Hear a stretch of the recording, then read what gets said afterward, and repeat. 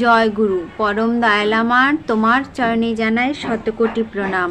আর আপনাদের প্রত্যেককে জানাই রানন্দিত জয় গুরু। আজকে যে আলোচনা প্রসঙ্গটি করব সেটি হলো সদ্গুরু তো অনেক আছে, একই সময় অনেক সদ্গুরু আছে। একই সময় অনেক থাকতে পারে সদ্গুরু। তো কেউ যদি তাদের কোনো একজনের নিকট নাম নেয়, কেউ যদি কারো ধরুন অনেক 3-4 জন সদ্গুরু আছে, আমি যদি কারো একজনের কাছে নাম নিই তাহলে সেটাই হচ্ছে আমার সৎনাম। আর সেই সৎনাম যার কাছ থেকে নিয়েছি তার সঙ্গ করাই হলো সৎসঙ্গ। এটাই তো আমরা জানি। তো শ্রী শ্রী বরদা কি বললেন, আর ইষ্টের চরণে কেন আমাদের আত্মসমর্পণ করতে হয় এ বিষয়ে একটু আলোচনা করব। আপনারা সবাই ধৈর্য সহকারে শুনবেন। আর শ্রী শ্রী বরদা কি বললেন সেটাও কিন্তু অবশ্যই শুনবেন। চলুন শুরু করছি। সদ্গুরুর শরণাপন্ন হও, সৎ নাম মনন করো, আর সৎ সঙ্গের আশ্রয় গ্রহণ করো। আমি নিশ্চয় বলছি, তোমাকে আর তোমার উন্নয়নের জন্য ভাবতে হবে না। আমরা যদি সৎ নাম গ্রহণ করি, আমার উন্নয়নের জন্য কিন্তু ভাবতে হবে না, এমনটাই বাণীটিতে আছে। একে একে বাণীটি পাঠ করলেন। বাংলায় নীল শ্রীকণ্ঠদা, হিন্দিতে লালদা, উড়িষ্যায় বংশীধর হাতি, অসমিয়ায় ডক্টর প্রশান্তদা, মারাঠিতে যশবন্তদা এবং ইংরাজিতে পণ্ডিতদা। এবার সতীশদা প্রশ্ন করলেন, সদ্গুরু তো একই সময়ে অনেক থাকতে পারেন, কেউ যদি তাদের কোনো একজনের নিকট নাম নেয়, একজন সদ্গুরুর শরণ নেন, তাহলে সেই নামই হবে সৎনাম। তার ওই সদ্গুরুর সঙ্গই তো সৎসঙ্গ। এই প্রশ্নটা সতীশদা করলেন আমাদের শ্রী শ্রী বরদাকে। নিত্যানন্দদা বললেন, সদ্গুরু যদি অনেক থাকেনও তাতে অসুবিধা কী? সতীশদা বললেন, আমরা যদি অন্যকে বলি, মানে যিনি অন্য গুরুর আশ্রিত, তাকে যদি বলি আমরা সদ্গুরু পেয়েছি, আমাদের গুরুর শরণ নাও, তো তাহলে কি ভুল বলা হবে? শ্রী শ্রী পিতৃদেব বললেন, সতীশদার কথায় অসন্তুষ্টি বোধ করছিলেন শুরু থেকেই। সবাই চুপ করে আছে দেখে এবার তিনি বললেন, যাজন করা মানে কি অন্যকে বলা? সব ছেড়ে ছুড়ে আমার দিকে চলে এসো। অন্যকে বলতে যাবেই বা কেন? এ যাজনও না, গাজনও না। কেন অন্যকে বলতে যাবে যে আমার গুরু ভালো, আমার দিকে চলে এসো? সতীশদা বললেন, আমরা ঠাকুরকে তো বলি পুরুষোত্তম, তাহলে তাদেরকে ঠাকুর ধরার কথা বলবো না? শ্রী শ্রী পিতৃদেব বললেন, সে তোমার যা বিশ্বাস তাই বলবে, ঠাকুর সম্বন্ধে তোমার যা ধারণা তাই বলবে। তাই বলে অন্যের গুরুর নিন্দা করার, ছোট করার ব্যাপার নেই। কেননা সবারই গুরু সবার কাছে সমান। আমি আজ যে ঠাকুরের দীক্ষা নিয়েছি সে আমার কাছে ভগবান। তাই অন্য কেউ যদি অন্য কারো দীক্ষা নিয়ে থাকে তার কাছে সেও ভগবান। কেন আমরা একে অন্যের উপর দোষারোপ করব? কেন নিন্দা করব? অমূল্যদা বললেন, আমার মনে হয় ঠাকুরের এই বাণীতে প্রত্যেকের নিজের গুরুর প্রতি টান বেড়ে যাবে, তাই ঠাকুর চেয়েছেন। শ্রী শ্রী পিতৃদেব বললেন, হ্যাঁ তাই তো।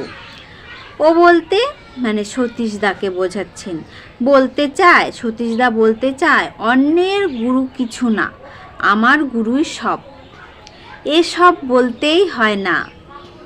তোমার গুরু সম্বন্ধে তোমার যা বিশ্বাস তাই বলবে, তাই করবে। অন্য গুরুদের ছোট করতে যাবে কেন? তারা নিজেরাই সব বুঝে নেবে।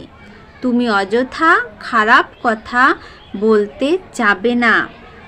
লালদা বললেন, অনেকেই আমাদের গুরুনিষ্ঠা দেখে আমাদের দীক্ষা নেয় এখানে। আমাদের গুরুর যে নিষ্ঠা আমরা পালন করি সেটা অনেকেরই কিন্তু ভালো লাগে। শ্রী শ্রী পিতৃদেব বললেন, হ্যাঁ তাই হয়। তুমি যখন আর একজন সম্পর্কে বলছো তখন তার মনে ব্যথা লাগতে পারে। আমার বাবা তোমার বাবার চেয়ে ঢের বেশি পণ্ডিত, এসব কথায় অহংকার প্রকাশ পায়।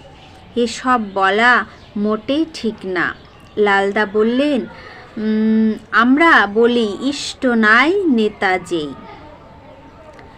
জমের দালাল কিন্তু সেই।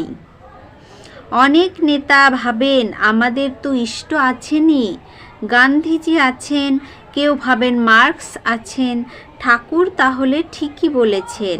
তারা ঠাকুরের ওই বাণী শুনেই মোটেই রুষ্ট হন না। শ্রী শ্রী পিতৃদেব বললেন, হ্যাঁ, যাদের ইষ্ট থাকে না তারা রুষ্ট হতে পারে। সতীশদা বললেন, আজ্ঞে। যে গুরু গ্রহণ করেছে সে তো অন্য গুরুর কথা শুনে ভাবতে পারে একজন বড় একজন ছোট। শ্রী শ্রী পিতৃদেব বললেন, আরে ভাই শোন শোন, ভক্তি বিশ্বাসের পথই আলাদা।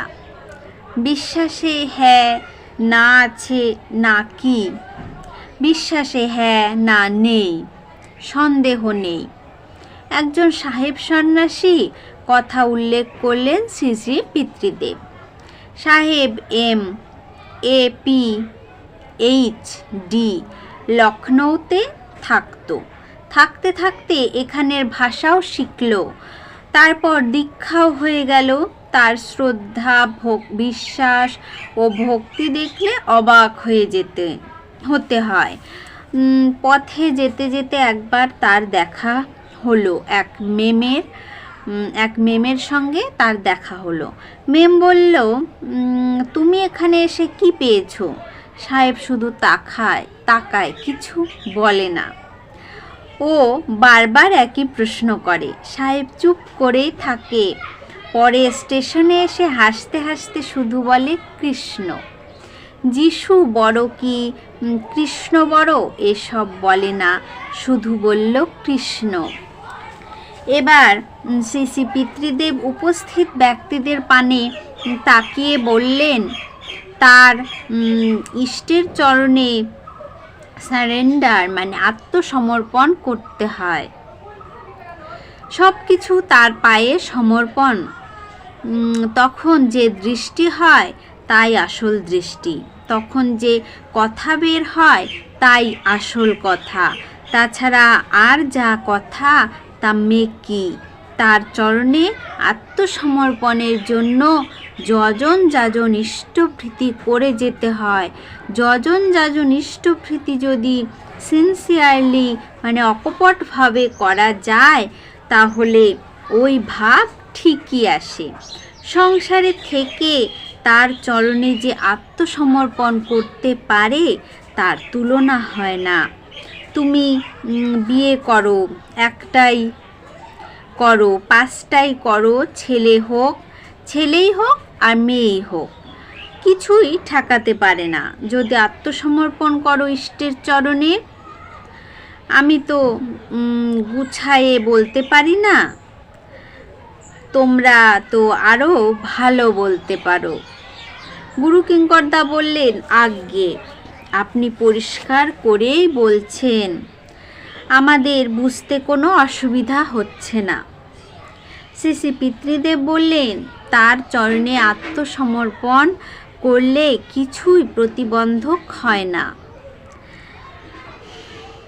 তখন অভিশাপও আশীর্বাদ হয়ে ওঠে। অভিশাপও কিন্তু তখন আশীর্বাদ হয়ে ওঠে আমরা যদি ইষ্টের চরণে আত্মসমর্পণ করতে পারি। রাজা দশরথকে অভিশাপ দিলেন অন্ধক মুনি, আর ওই অভিশাপই আশীর্বাদ হয়ে দাঁড়ালো দশরথের নিকট। সনকাদি ঋষিরা অভিসম্পাত দিলেন জয় বিজয়কে। সে থেকেও মঙ্গল এসে দাঁড়ালো, সবগুলোতেই মঙ্গল। ননীদা বললেন, আজ্ঞে ঠাকুরেরও এরকম বলা আছে, গুরুজন বা বয়োজ্যেষ্ঠদের অভিশাপ সব সময় আশীর্বাদ হয়েই দাঁড়ায়। তাই আমাদের ঠাকুর, আমাদের যে গুরু, সে যদি কোনো অভিশাপ দেয় তার পেছনে নিশ্চয়ই কোনো কারণ থাকে। আর তাদের অভিশাপ কিন্তু অনেক সময় আশীর্বাদ হয়ে আমাদের কাছে ফেরত আসে। তাহলে বুঝতে পারলেন শ্রী শ্রী বরদা আমাদের কি কি বলেছেন করতে। আমরা কেন সদ্গুরু কাছে দীক্ষাটা নিই। আর সদ্গুরু তো একই সময় অনেকজনের থাকতে পারে, কিন্তু তাদের কিন্তু নিন্দা করা চলবে না। কারণ আমি যার কাছে দীক্ষা নিই না কেন, সেই আমার কাছে ভগবান, সেই আমার কাছে ইষ্ট দেবতা, সে যে কেউ হতে পারে। এখানে এক বিদেশি, সেও বলছেন, সেই সাহেব, বিদেশি সাহেবও বলছেন, আমি কৃষ্ণ বড় না যিশু বড়। সে কিন্তু সেটা বলেনি, শুধু বলেছে আমি কৃষ্ণ পেয়েছি। আর যখন আমরা কাউকে মন দিয়ে, প্রাণ দিয়ে ভালোবাসতে পারবো, সেই গুরুকেই হোক আর সেই ইষ্ট দেবতাকেই হোক, যাকে আমরা ভালোবাসতে পারবো, সেই কিন্তু আমাদের কাছে কৃষ্ণ। তাই আজকের আলোচনা প্রসঙ্গ এই পর্যন্তই। জয় গুরু।